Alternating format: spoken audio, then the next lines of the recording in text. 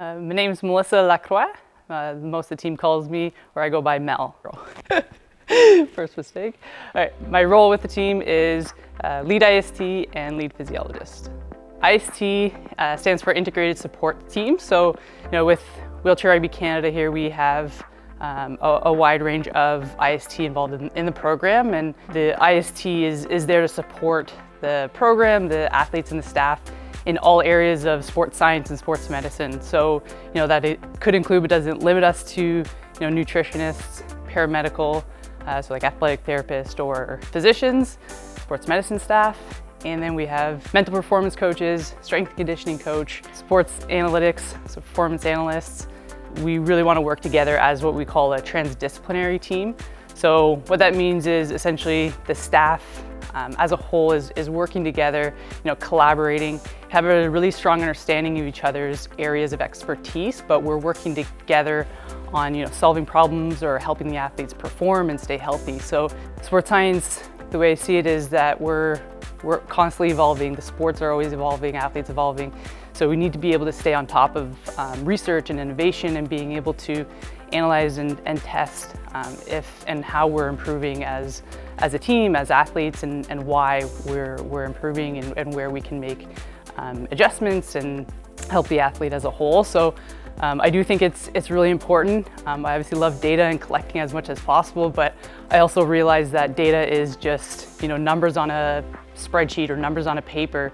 The real impact of those numbers and that information that we collect really comes through that relationship with the coaches, the relationship with the athlete. Within wheelchair rugby, the coaches and athletes are the experts in their sport. So for me, it's about taking those numbers and really having those conversations and how we can apply it to the sport itself. All right, so my daily routine as a physiologist usually starts with P and ends with numbers and or data analysis and reporting. So what that means is often in the mornings before training sessions and my routine before a practice or competition would be to help the athletes prepare physically as best as possible for those sessions. So that could be from measuring hydration, helping with their protocols for nutrition and hydration and physical preparation going into sessions, and getting all of our technology ready for those sessions as well to help with monitoring training loads throughout those competitions and practices. During practices and training sessions, the focus is still on performance, so really supporting the athletes and the coaches within the performance. So that again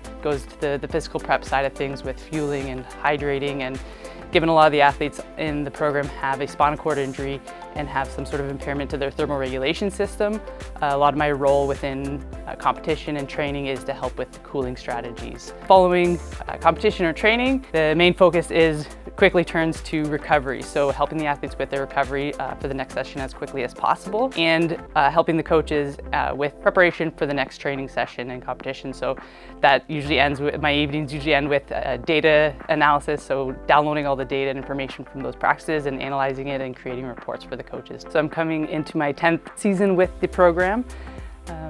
Throughout my career with the program, I've fulfilled different roles. So starting as a physiologist, and I've had the opportunity to work within strength and conditioning, lead different research and innovation projects, and most recently the opportunity to lead the IST. Through my career, I've been fortunate to have some really incredible mentors and leaders challenge me and help me develop and grow into the practitioner and leader I am today. And some of those are within the program here at Wheelchair Rugby Canada, and others throughout the Copson network that I've been part of. I think we have a really great culture overall that supports collaboration within the IST and supports the innovation within sports science and sports medicine. So, given that there isn't a whole lot of research for parasport athletes, it's really important for us as practitioners to be the ones to be innovative and create the research and continue to analyze and push boundaries within sports science. So I've been surrounded by some really great mentors and other